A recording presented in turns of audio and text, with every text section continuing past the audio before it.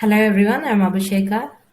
I've been working in an engineering college for about 5 years as an assistant professor in the Department of English, and now currently I'm pursuing PhD in Meenakshi College for Women under the guidance of Dr. P. Priya. I come from Tamil Nadu, Chennai. My presentation is remodeling evaluation techniques of language modules in engineering curriculum. So before we move into the content, I'll say what this paper is going to mainly focus on. We will see about the importance of second language evaluation. Then we will talk about the survey which I conducted among the second year and final year students to support my hypothesis. And then I'll be talking in detail what activity based assessment is. Lastly, I'll be talking about the findings and recommendations. Testing and its emphasis. Why is testing very important? Yes, testing is of course important for any aspect of education. It is one of the cornerstone of learning process. Testing is kind of a decision making process both for the teacher as well as for the student, because a teacher can know how well the students have acquired the knowledge through testing, and students can know how well they have or how in which level do they stand once they get the results of the testing process. So my hypothesis is that uh, in engineering curriculum today, though we have a very good updated curriculum and we have novel teaching techniques, somewhere we are losing in evaluation, which is one of the reasons for the students for not able to acquire the skill completely. And there is also a kind of negligence prevailing among students, which makes the language module to be looked on very lighter. So that is my hypothesis. So to support this, I conducted a survey through questionnaire and indirect interview methods to find information about whether students are really satisfied with the current evaluation process, and how do they find the relation between the course objectives and the final outcomes, whether the testing process meet the criteria of course outcomes. So all these were put in a form of questionnaire, and I just gave it to around 500 students across 50 colleges. So 200 were from second years, and 300 students were from the final year students. So from the questionnaire, from the data, I was able to analyze that writing was given most of the gravitas. About 76 percentage of testing, it concentrates on writing, and reading is given importance around 15 percentage. Pathetically, listening and speaking are given gravitas less than 10 percentage. So students, they express their grief because this pattern definitely it is not making them communicative as per the market expectations. So what do we do? What is that we need to work on now? We should give equal gravitas for the all four skills, LSRW. And listening and speaking is definitely one of the most important basic receptive skill and productive skill. Merely writing can will not improve the other skills. We all know that pretty well. And the another problem is that in engineering colleges, the language course is always considered as a theory paper, which is totally wrong. We cannot say a language paper is a theory paper. That is a kind of wrong connotation that is being used, because of which the paper is always viewed. It is a theory paper, so we need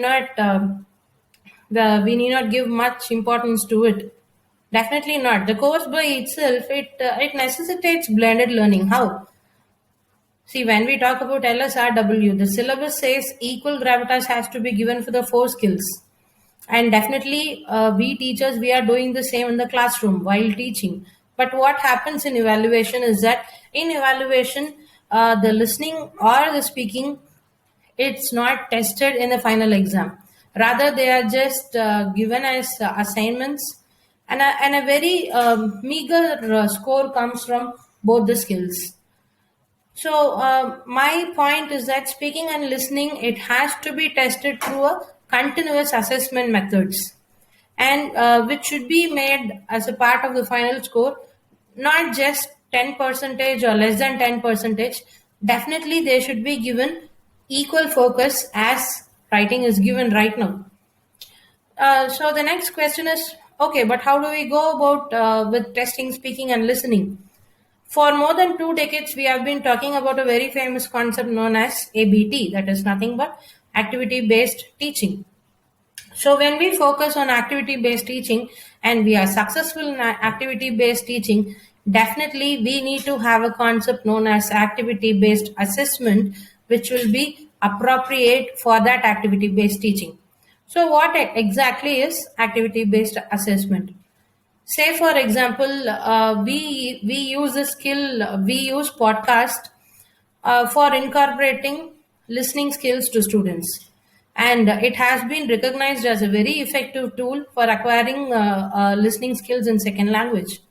The same can be used in the process of evaluation too. How? Say, for example, a faculty can collect all the podcast from her or his class, and then they can exchange it with the next with a colleague of his or her department, and that can be given as a part of assessment to the students. And another way of one more example of how to include speaking in testing is speaking. Often, yes, speaking, we know that there are two different contexts in speaking. That is, one is formal and the other one is informal. Formal speaking, we keep assessing students in formal speaking through the formal interviews or the group discussions or 1 minute talk. But how about the informal speaking context? So that should also be assessed, because students find it very difficult to start an informal conversation with their friends or their colleagues in the office. So to solve that problem, students should be evaluated in the informal context also. How can we do that? So this can be definitely done only through a continuous assessment process, where the students can be made into groups. So every month their progress, the way they talk with their friends, whether they are able to break the ice, all these factors can be evaluated in informal assessment process. But speaking, as I told, it should be a continuous assessment method, because we cannot test speaking in just 1 day and then give score for the students, which is not at all fair. So my recommendations is that I wish to conclude saying that we are very successful in finding novel teaching techniques with good updated curriculum. But I think somewhere still the upgrade for assessment is still pending, I should say. And already we know currently that English faculty, they are looked down upon by the other faculty members, because as I told, English module is looked like a theory paper, and they think students look at it like a Mickey Mouse course. So definitely, if we are going to concentrate more on the testing process, we will be able to reinforce the same life skills to the students in a sustainable way, because the whole world is talking about sustainable goals nowadays. So we need to impart skills to the students in a sustainable way. Thank you.